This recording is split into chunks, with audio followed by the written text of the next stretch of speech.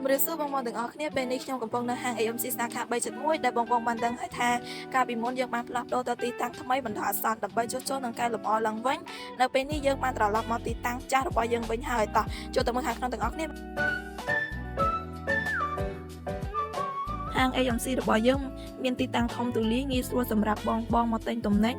ហាងរបស់យើងមិនមែនមានត្រឹមតែសាច់ស្រស់ឬប្រហិតនោះទេបងគឺមានទាំងគ្រឿងទេសផងដែរចំណែកផលិតផលដែលយើងលក់សុទ្ធសឹងតែជាផលិតផលក្នុងស្រុក 100% បងពួកយើងមានលក់សាច់ជ្រូកសាច់គោសាច់មាន់ដែលចិញ្ចឹមក្នុងស្រុកតាមស្តង់ដារពិសេសនោះសាច់មាន់យើងចិញ្ចឹមដោយមិនប្រើប្រាស់អរម៉ូនអង់ទីមីយ៉ូទិកទេខាងយើងក៏មានកន្លែងផលិតចំណីនិងកន្លែងសត្វឃាតដែលប្រើប្រាស់នៅបច្ចេកវិទ្យាទំនើបបងប្អូនទាំងអស់គ្នាដែលត្រូវការសាច់ស្លាយមិនថាសាច់គោអាមេរិកសាច់មាន់ខ្មែរសាច់3ជាន់ខ្មែរប្រហិតប៉ាតេ hot dog របស់ខ្មែរឬប្រហិតចិនសម្រាប់ដាក់ស៊ុបឬសាច់អាំងយើងក៏មានលក់ដែរបង